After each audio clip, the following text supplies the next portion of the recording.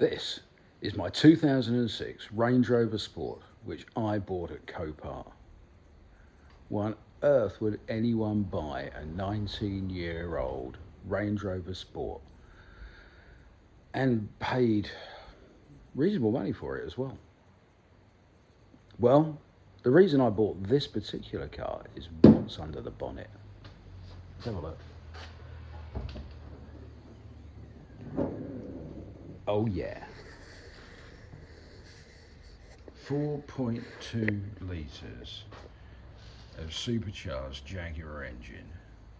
1.2 litre supercharger, about 400 brake horsepower, V8 petrol, connected to a really sleek 6-speed gearbox. It goes like stink. And actually, I originally had a plan to get rid of the body, take the rolling chassis and rebody it. But actually the car's rather nice and the wife fell in love with it. So we're keeping it in the family and we're keeping it as a Range Rover Sport. However, you might notice there's some bits missing. And in fact, as far as I was concerned when I bought it, this is what came with the car. So I got in touch with my mate, Chris J. Parts, and said, "Oi mate, you got any bits for a Range Rover Sport 2006, complete front end, bumper, lights, everything?" He said, "Yeah, no problem mate." I said, "Stick them on a pallet, I'll come and get them." But when the car arrived, to my surprise, all of this was in the boot. And we've got a pair of headlights, really badly fogged. We've got various bracketry. We've got the radar sensor for the cruise control. We've got some ducting. We've got some bits of plastic. We've got the grille. We've got the bumper. Now, I'm going to be honest with you, I have done some work on this. It actually arrived, and I'll put a picture in the corner somewhere of what it looked like when it arrived, because it was in 30 pieces. I got bored and stitched it together. But actually that tells the story of what was going on with the rest of the parts, because everything here is in some way broken, and some of it I can repair and have. Other bits are just not worth repairing. So I said to Chris, dump most of those bits, but this is what I do need. And there it is. The radar sensor, a pair of headlights, and I actually bought new these pieces of plastic because they were smashed and bits were missing, and they were only 20 quid each, so I bought new ones.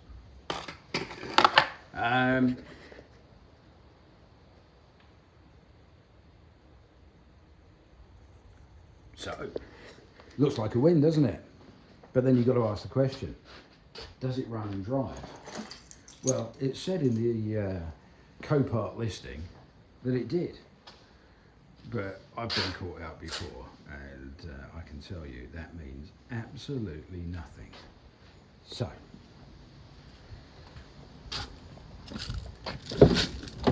let's find out what happens when we put the key in.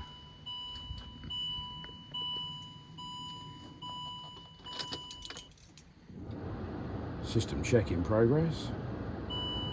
Driver's door open. 75,990 miles. Low washer fluid.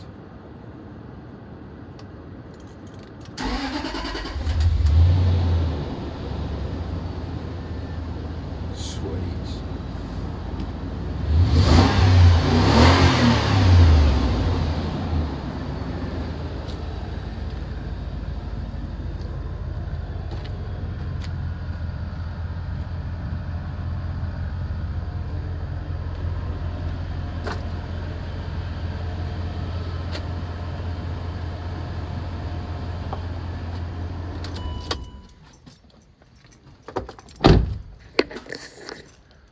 Okay, so the engine runs.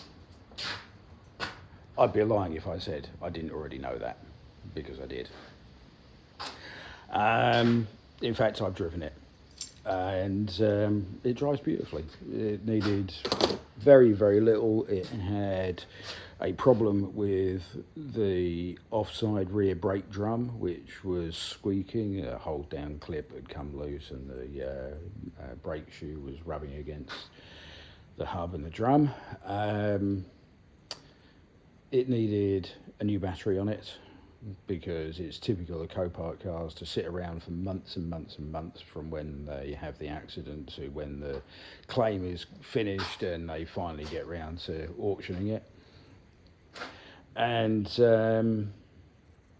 it's got an MOT on it.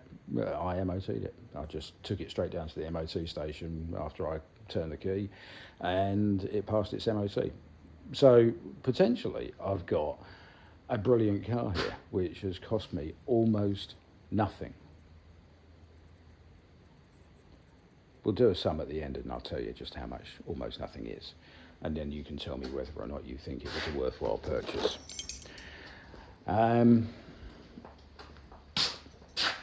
Compared to the other cars in the fleet, it's remarkable.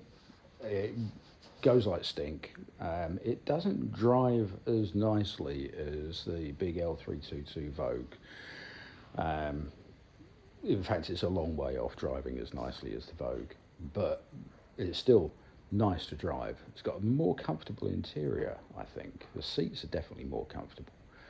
And it's only, what is it? It's only 3 years newer than my usual daily.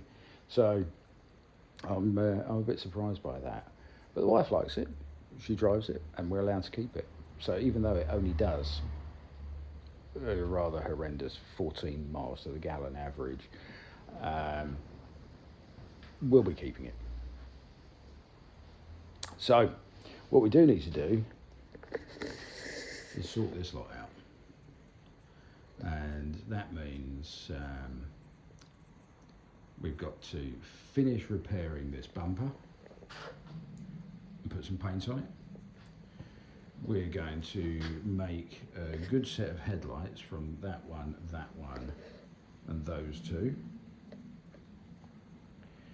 We're going to fit those two pieces of plastic, which means that this wiring here will have something to clip onto and won't be dragging on the floor or curled up in the boots.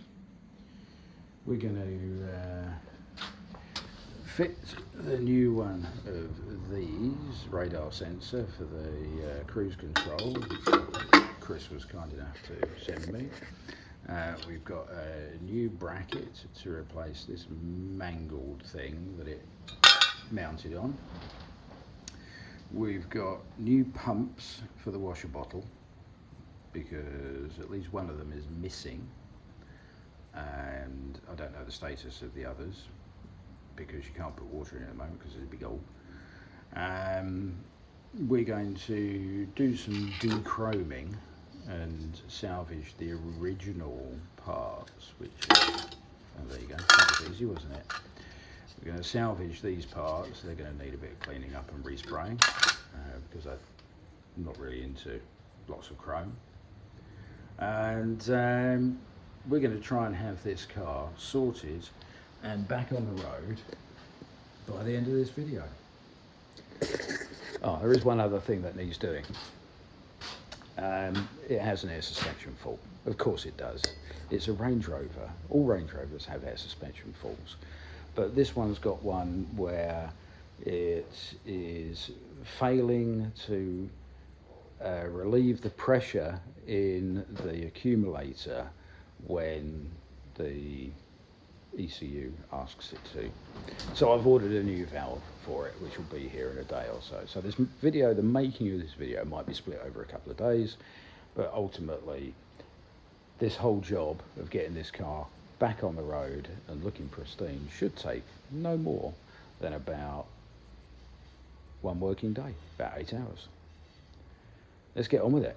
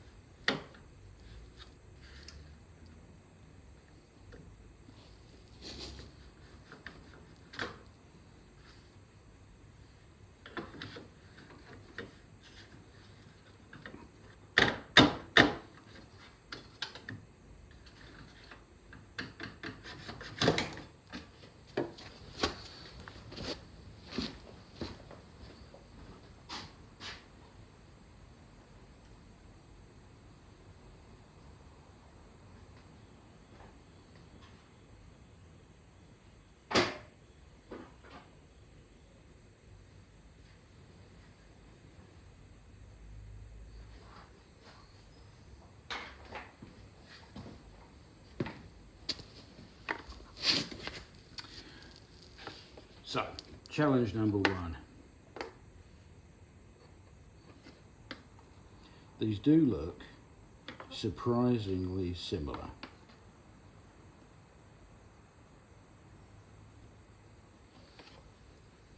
But they're not the same.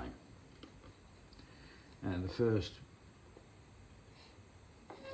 point where I can see they're not the same is just here. This is the old one and this is the new one. And this clip is much thicker than that one.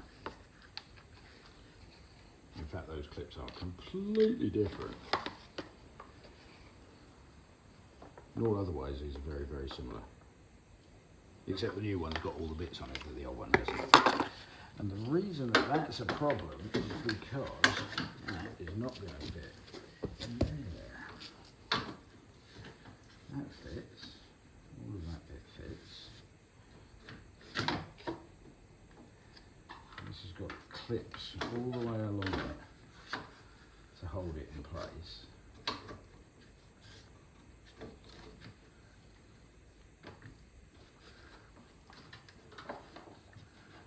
Does that go on top of that? I think it does.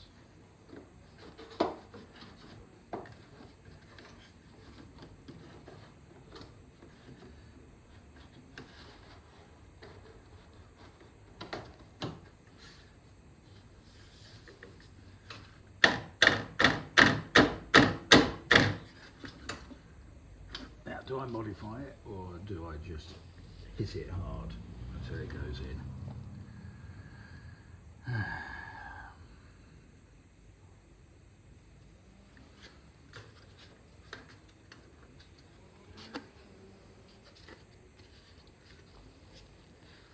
My inclination is to modify it.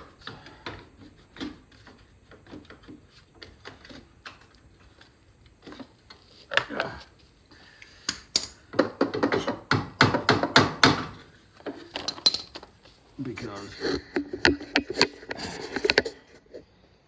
this bit here is not going to fit through that hole there, which is what it needs to do.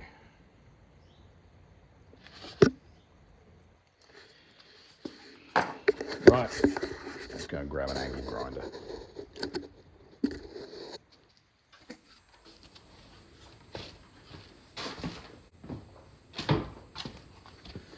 There you go. Modified.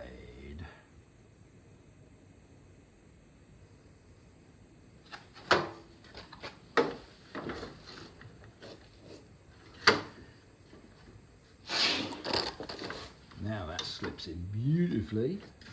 All of that bit lines up.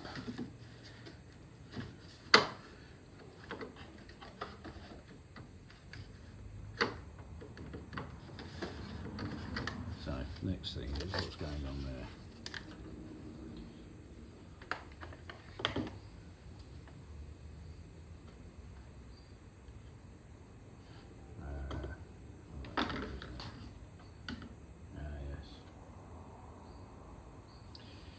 So there's another difference. So even though these are the same part numbers, one piece has superseded the other.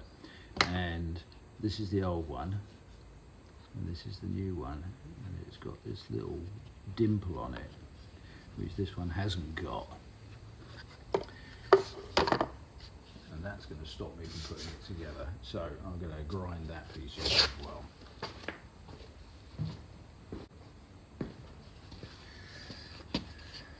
There you go. Just taking that off with a finishing disc on the angle grinder.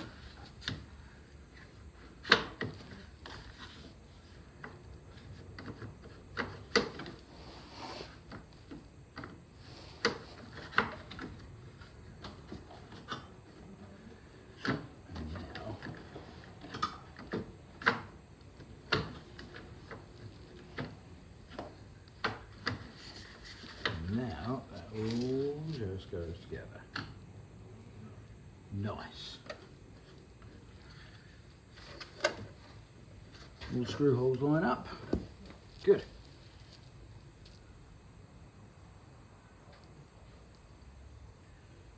Let's fixings in it.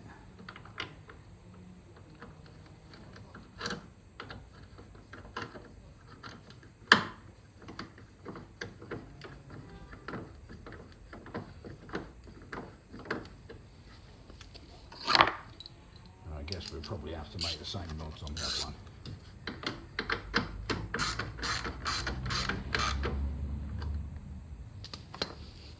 There's a little plastic clip I salvaged off the other one. Goes there. That screw. Screwdriver. Oh, we'll fix that later. This is just a little clip for the back of that. We'll do that in a minute. Right, so then that is all on.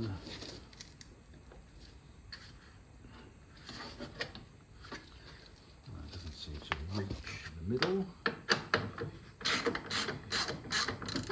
Slacken that one off.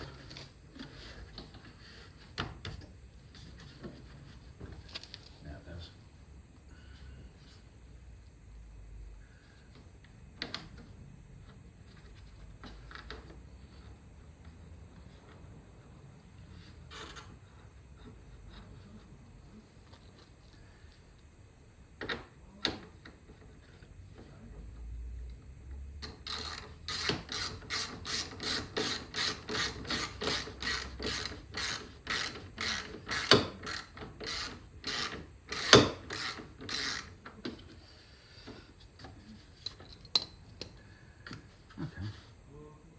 Okay, it's on. We don't know if it's right, but it's on.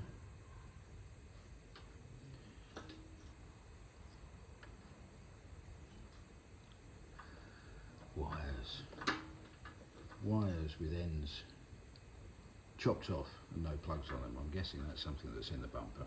We'll have a look. And that's a plug, which I don't know what it. Oh, I know what that's for. I know what that's for. That's for that bracket. Bracket for the radar sensor. Probably needed to go on before.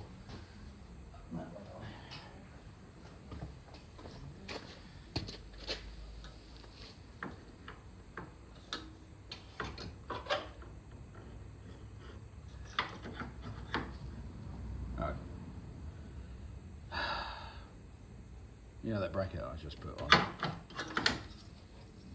I'm just going to take it off again.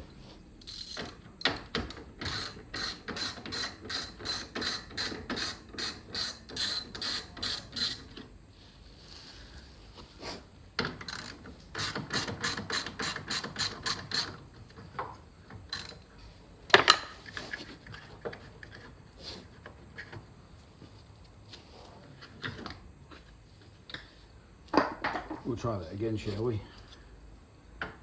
That goes on there, and then that plugs into there.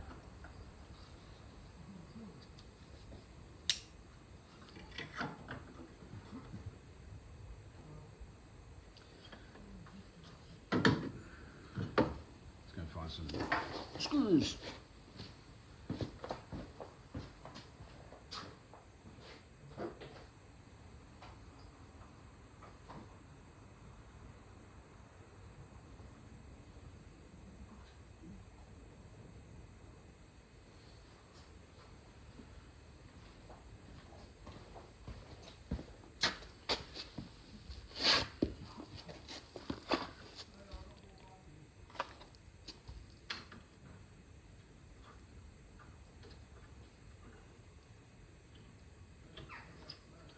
Nope.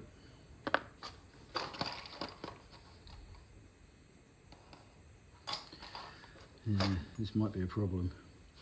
See, one of the issues of buying a car like this, and I think looking at it, what's happened is this car's been crashed. It's gone to an insurance assessor. They've stripped the front end off, and they've come to the conclusion that it's not economically viable to repair. So they threw all the bits in the back and gave it back to the insurance company. That also means that probably half the fixings are missing, and we're going to have to go hunting to find parts to put this back together again with. Let's go and look for bits. Back in a sec.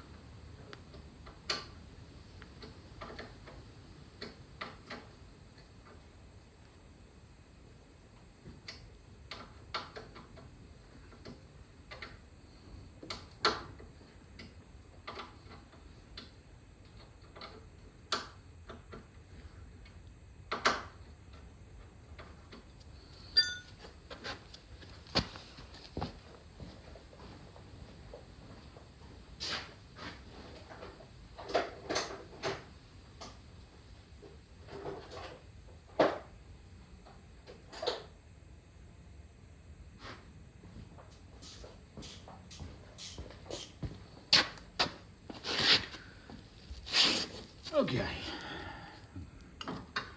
I found some screws. I found some screws which will work.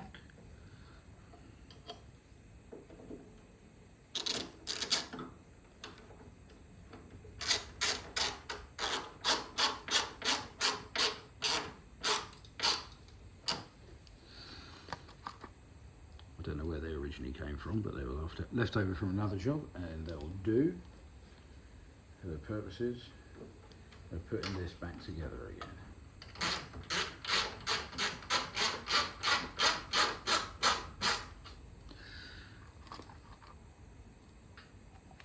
I'm putting a bit of copper slip on them because the old threads are a bit manky.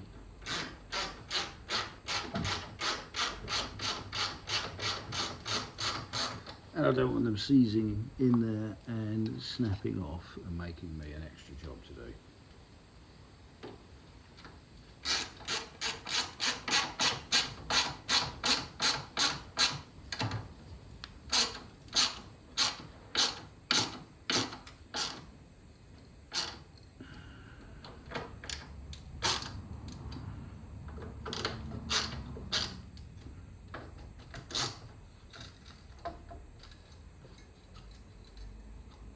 Right, it's on. So now this bit goes on there, like that. Oh no, that's the old one. Don't put that on. Put the new one on.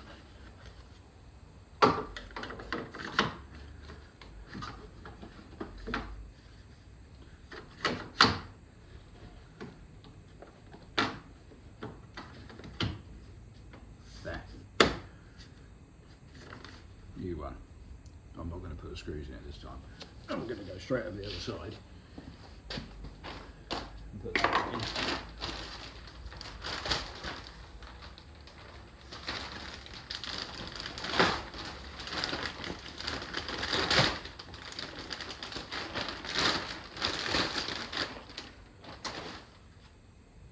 Right, this is going to need the same two little modifications.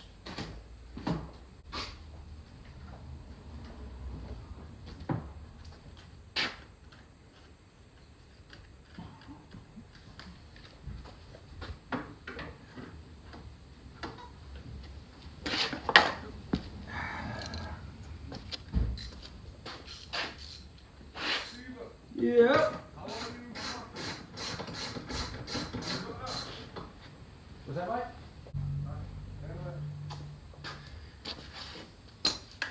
Okay. Does this one fit?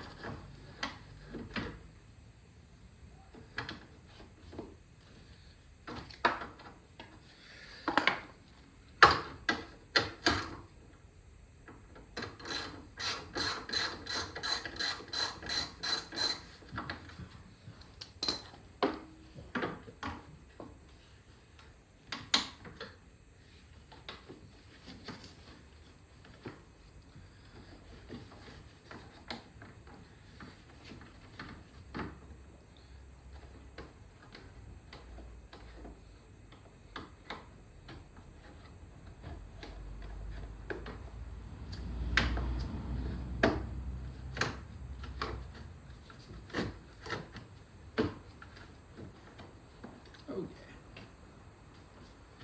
yeah. Oh yes, that works. Right.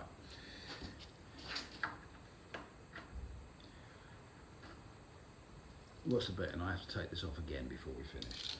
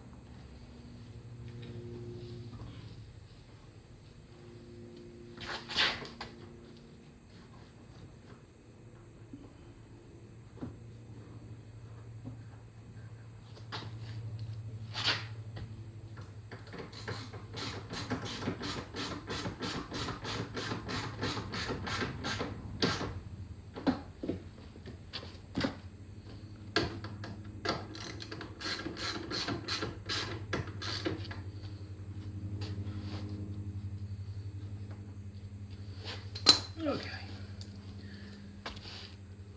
That's got a clip in. That's got a clip in. We've got some bits left over. That's alright. I mind having a few bits left over, we'll save those for later. Right, so that's in and it's plugged in. Wiring harness.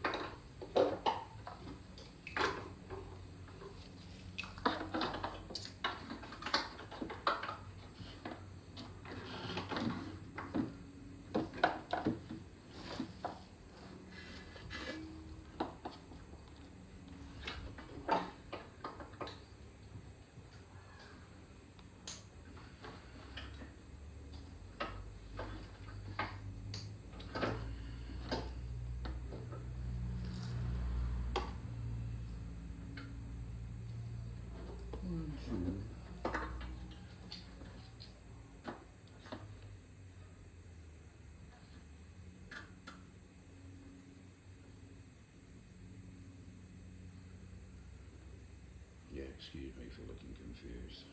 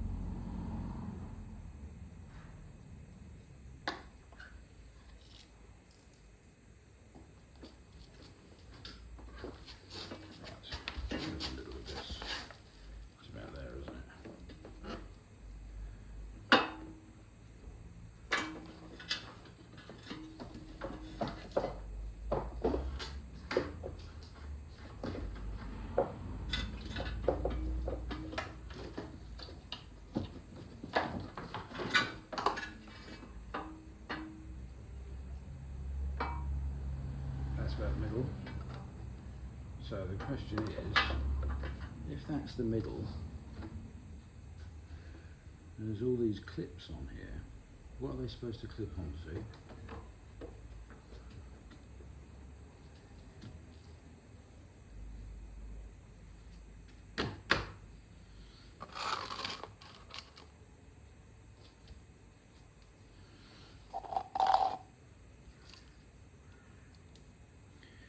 Any ideas?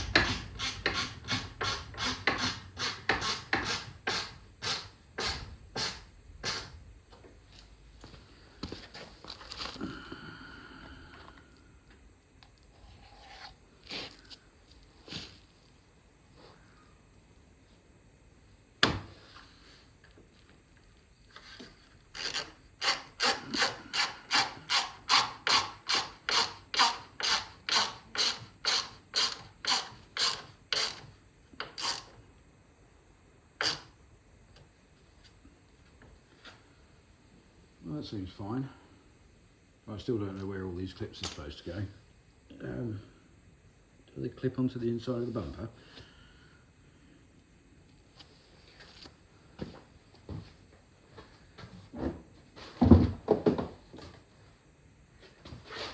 I think that's a no.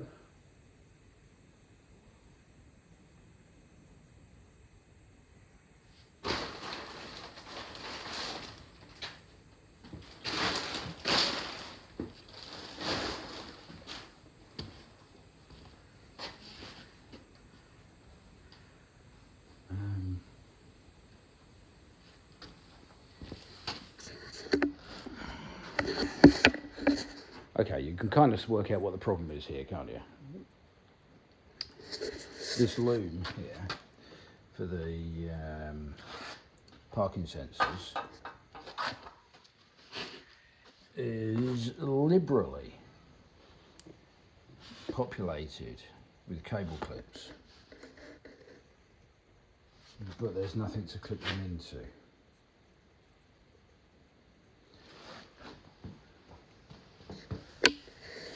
Nothing on the inside face of the bumper, that's where they're going.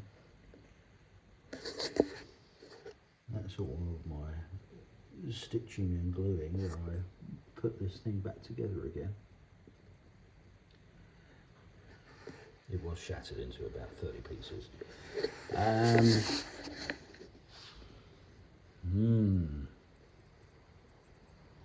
Strange.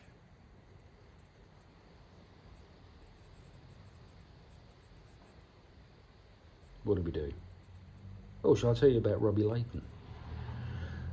Why am I wearing a Robbie Layton Nation t-shirt? Well, because I like his channel. I like what he does. And so should you. Go and look him up. Go to his merch shop. Buy one of his t-shirts. I bought this one. And it came with $10 and a sticker. I'll put a picture up here so you can see it. So yeah, really nice guy, nice content, just cool. Hashtag Robbie Layton Nation. That doesn't help me solve this problem of where these cable clips are supposed to clip. I don't believe they just sort of dangle around inside there. That wouldn't be right.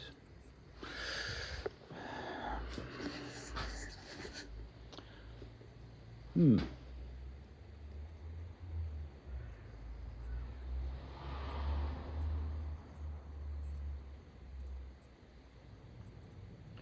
was expecting to find a whole load of like appropriate positioned holes in the plastic bits I've just put on, but they ain't there.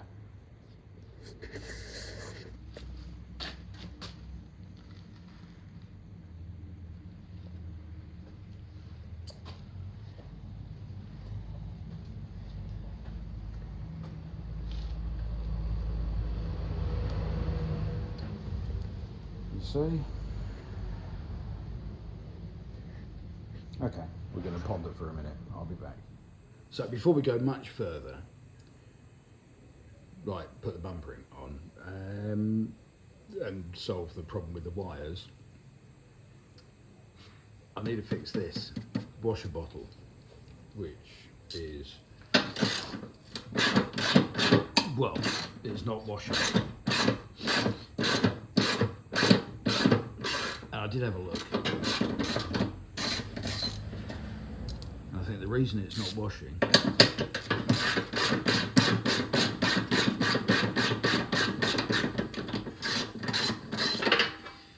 is because it's missing a motor.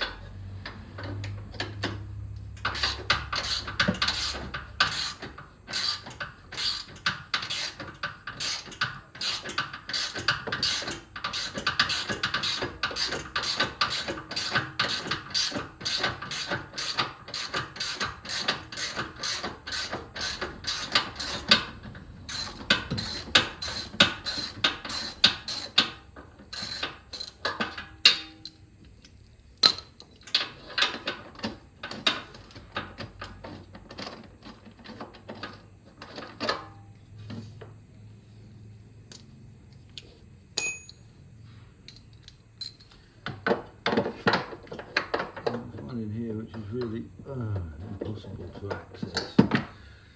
How can they make it so difficult?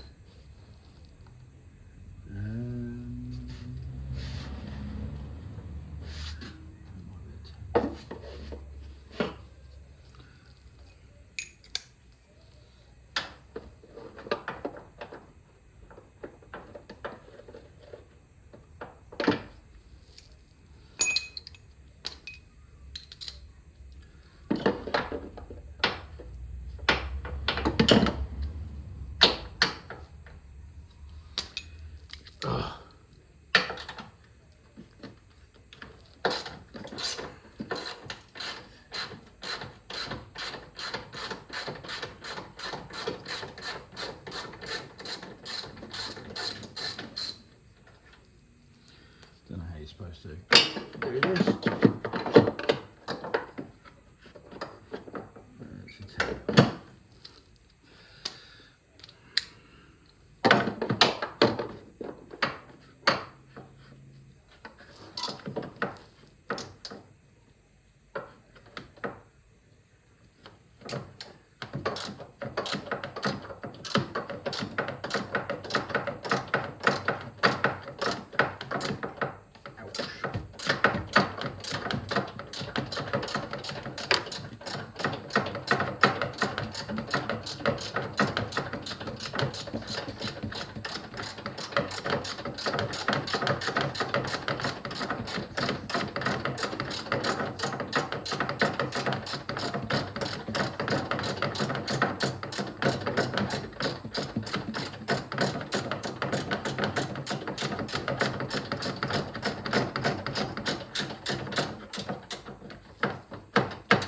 Oh.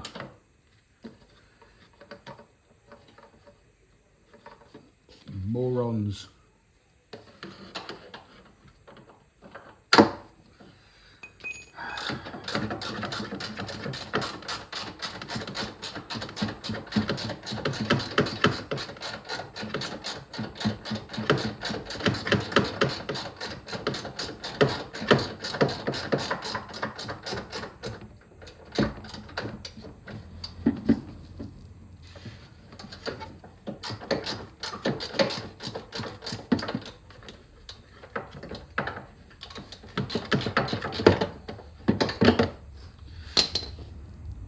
Make it so hard.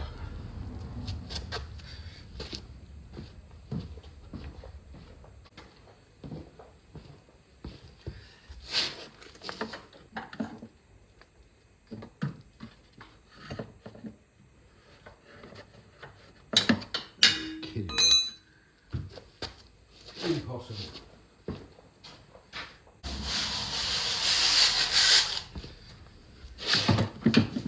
Out with the Milwaukee. Don't know if that'll get on there.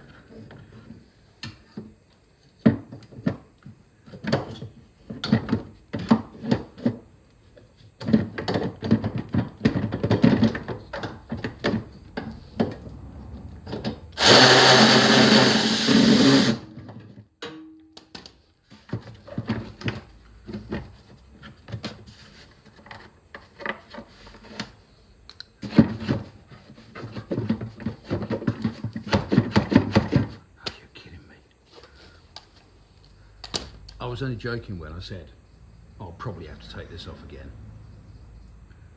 Well, at least I thought I was.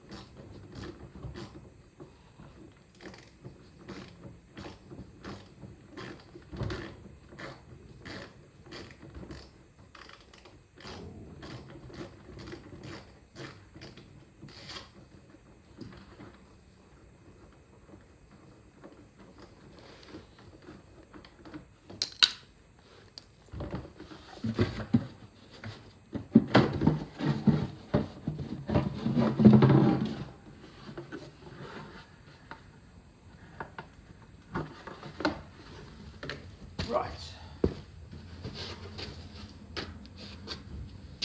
Well, that's why it doesn't work.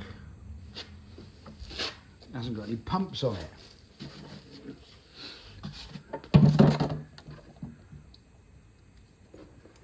Even the cables have been cut. Oh, you morons.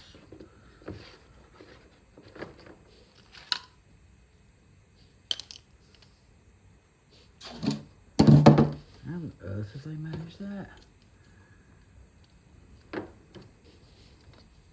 Well, the good news is my replacement pumps came with wires. Unbelievable though. Why would anyone do that?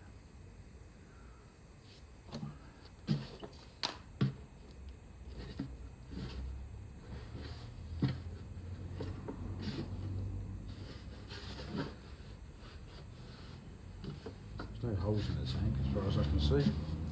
Okay. Let's gather up the parts.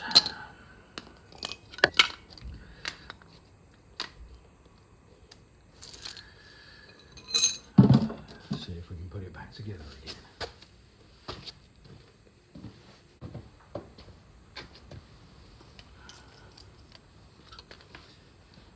I haven't got that plug. Yeah, you little bugger.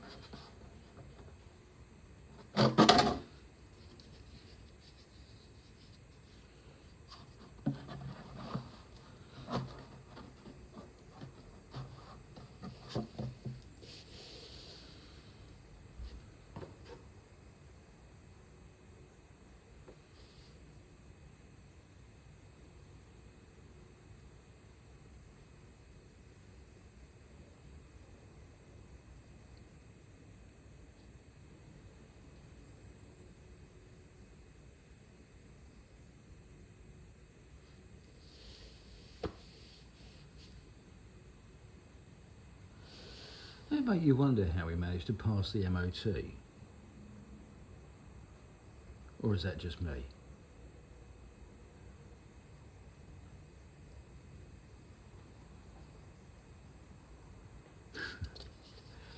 Wild. Right, I need another one of those grommets. And I need a plug for that.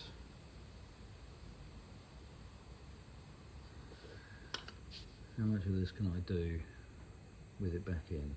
Most of it. If I put that pump in there, I don't know where these two noses go, but that's not for that one, is it? That one's missing completely.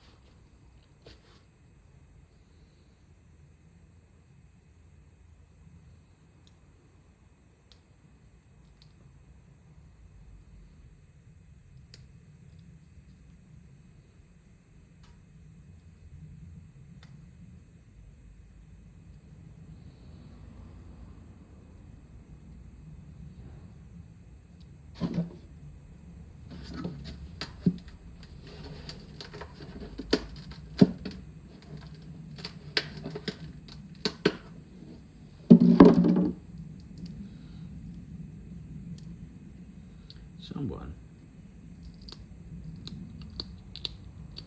obviously has been here before me.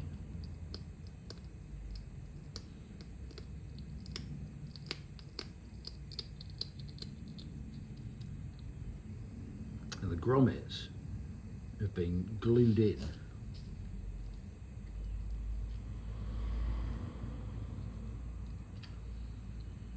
Which, with what looks very much like super glue. Why would anyone do that?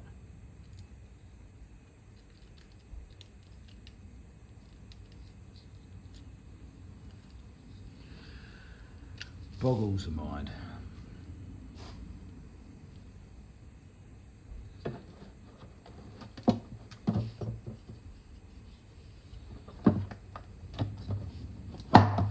Right, well, with those two in, that should at least be waterproof now. So I should be able to put water in it and put it back in.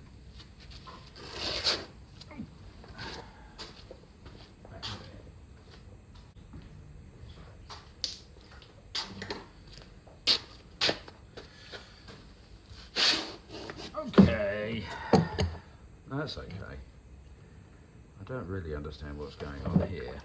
Oh, I think I have to have a look at the parts drawings, because when that goes in there like that, this pump here, I don't know which pump does what.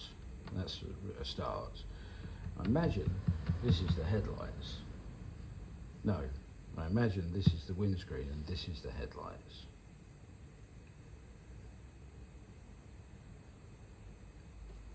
But there isn't a pipe to connect to that one, which is very strange.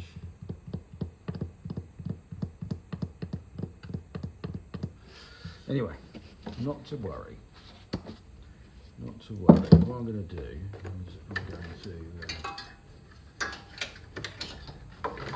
to separate the wiring for the two motors. Put that up here so I can sort it out later. I'm going to plug the level sensor in like that. I'm going to plug these two hoses into the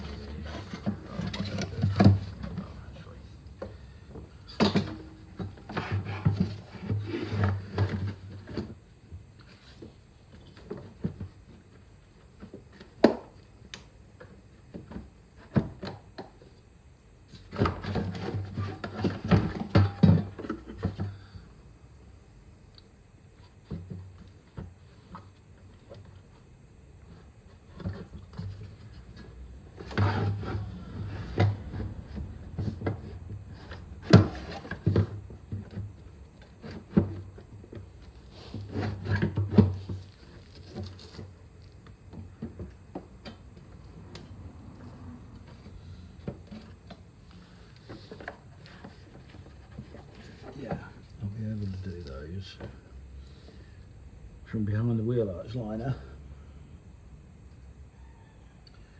I need to investigate what's supposed to go on there because there's nothing on there at the moment.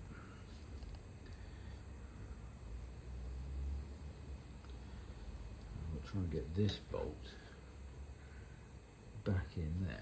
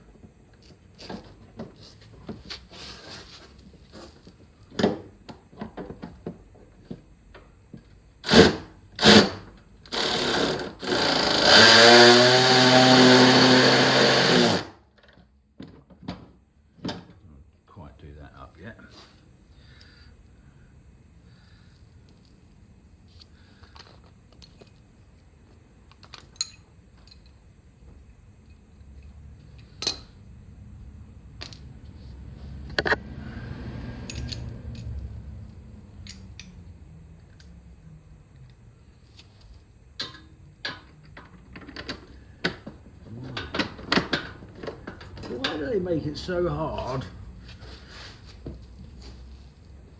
To get these things in.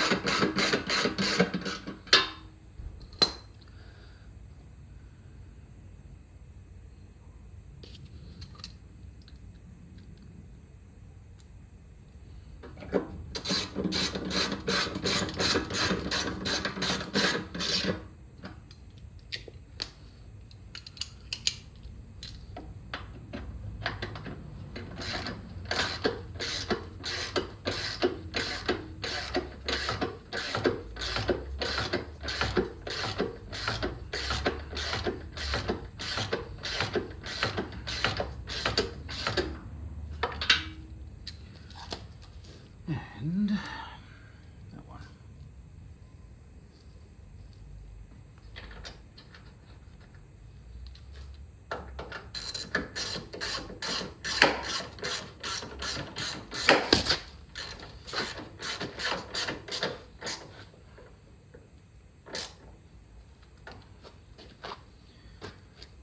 Right, that's back together. We've got these two wires here that need plugs splicing onto them. Now, given that it's really easy to take the headlights out of these, I'm not going to splice those two wires right now. I haven't got the stuff to hand to do it, so I will just do that later. What we will do is have a look at these two. I'm just going to plug these in randomly, and when we get some power on the thing, we'll find out if it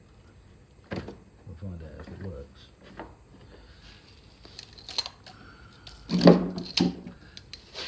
Oh, sorry, Robbie. I'm going to lie in the dirt in your t-shirt.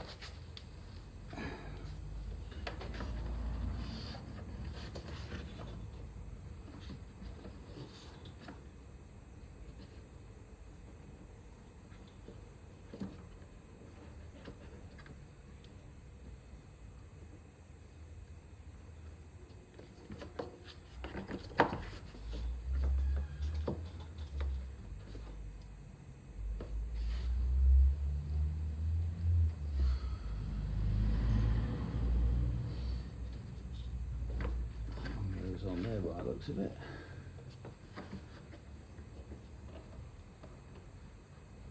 Nothing goes on there.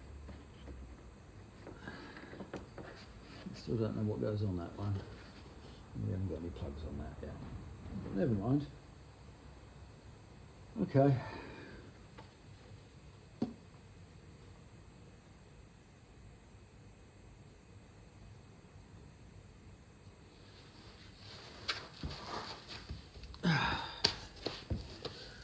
Right, that's that bit rebuilt.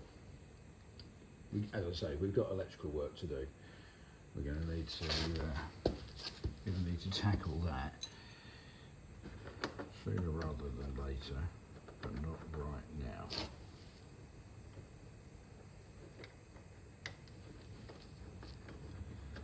Put that screw back in there before I forget.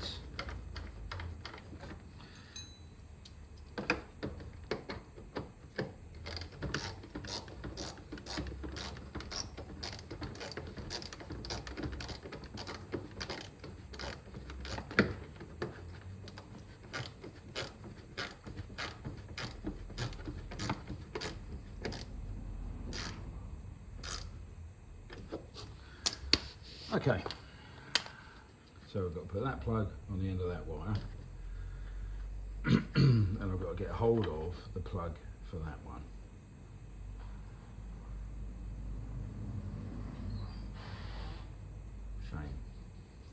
Shame.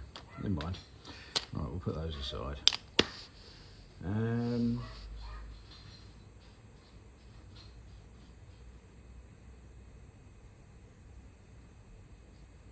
What do you think?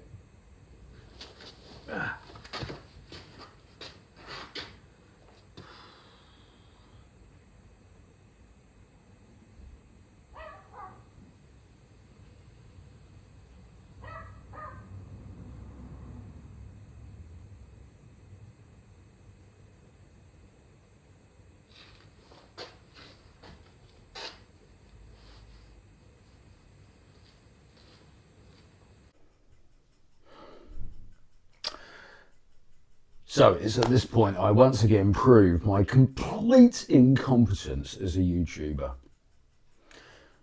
There are some extenuating circumstances, but basically I'm rubbish at doing this job. I forget to record things, I record them, but I forget to press record. I record them and then lose the footage. I record them and then realise the microphone wasn't switched on for an hour.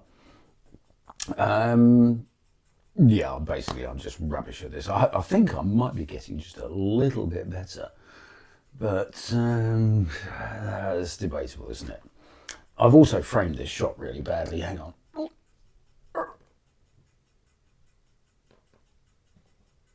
Just there. Is that better? Or maybe like that. And I probably ought to be slightly off centre. Like that. Yeah, okay, that'll do.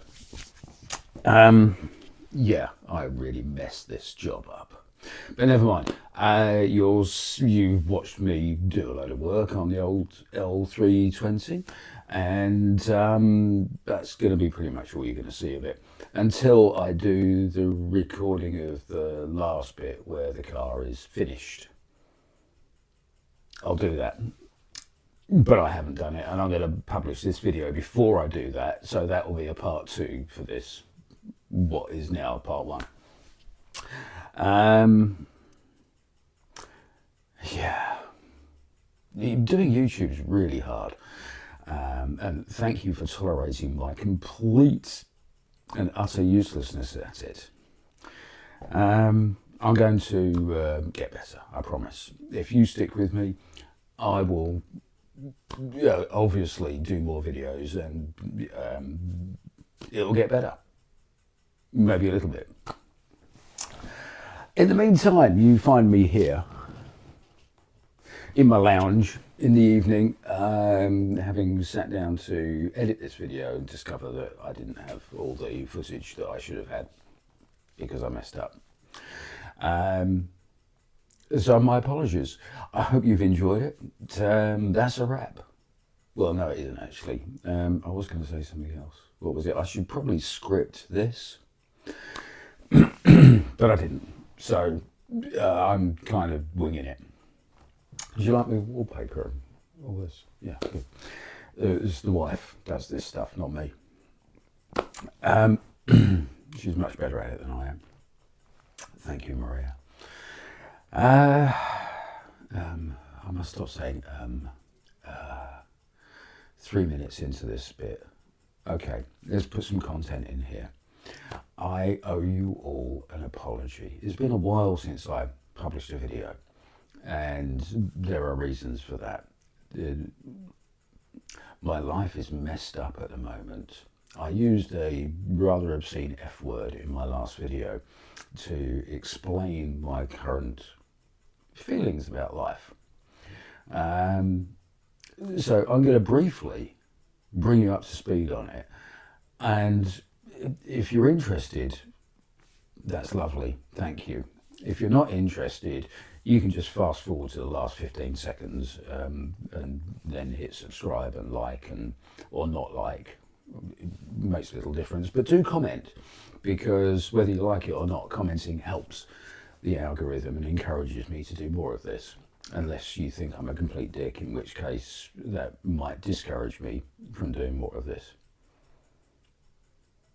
Anyway, the thing is, I have cancer, and this is not funny. It might be, I suppose, but yeah, I have cancer.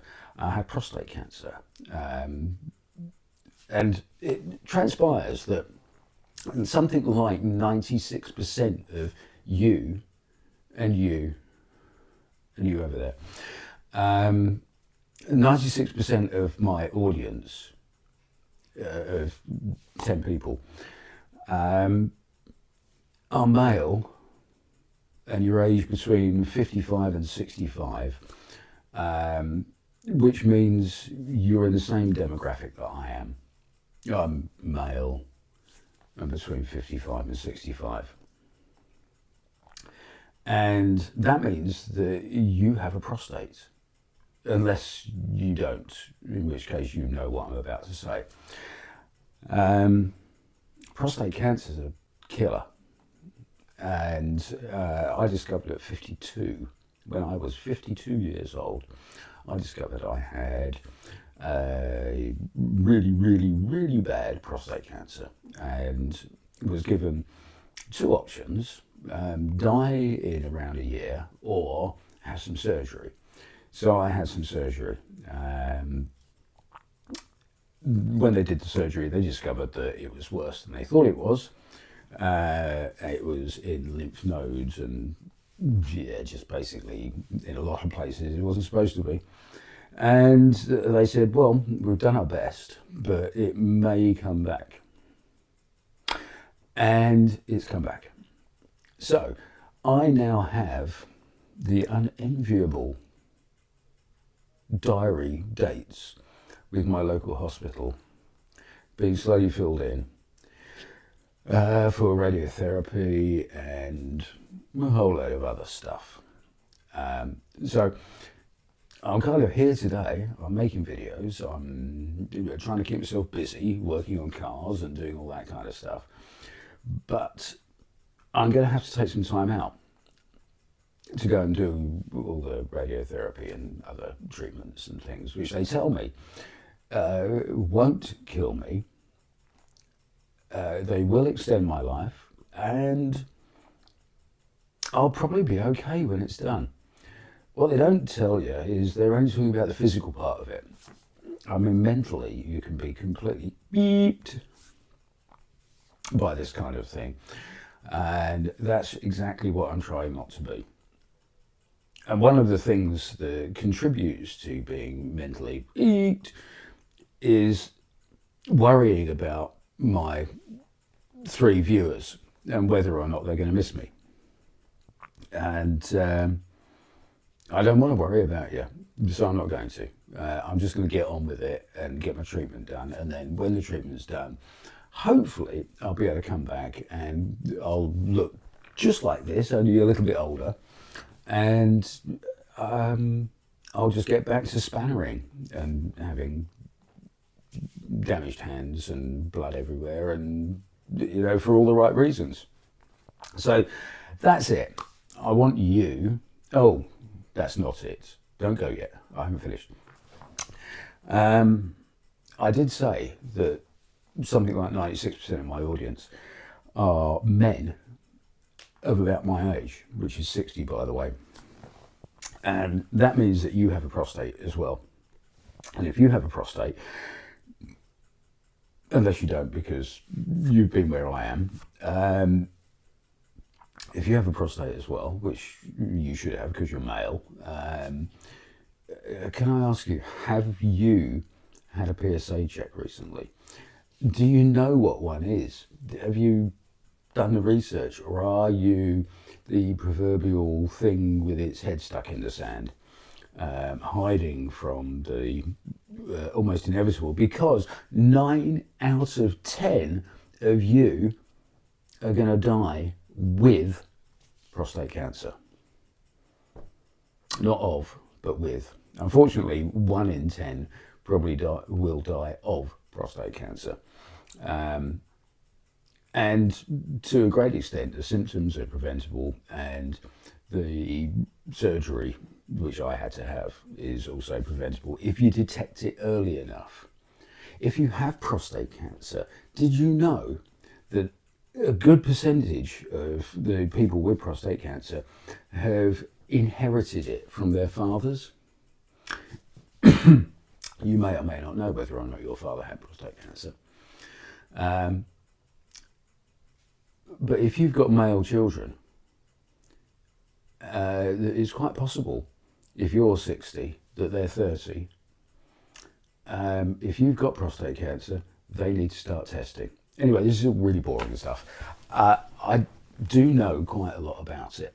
And if you're interested, leave a message down there, right?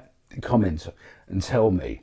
Tell me if you think I should do a more expansive conversation about this.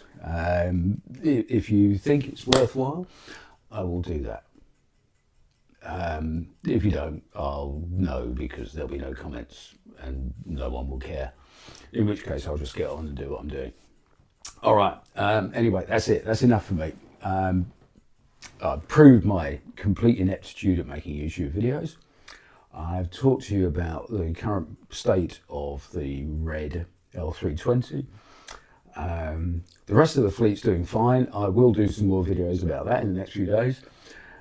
What else do I need to tell you? Oh yeah, Superfast Matt. You need to look him up. Look up his YouTube channel, Superfast Matt. Okay, I really like Superfast Matt. He's really good. I also like Robbie Layton. It's not product placement. I bought this T-shirt because I like him, and I think he deserves the support. Which reminds me, you can buy T-shirts of mine if you think I deserve your support. Otherwise, just leave me a comment and like and share and do all that crap. All right. Oh, I've been trying not to use those sorts of words. YouTube gets so upset with me. Never mind. Here's a word from Superfast Matt. It used to be that you had to impress people to get people to watch your show. Now you just have to impress the algorithm. So do me a favor, hit that subscribe button. All hail the algorithm.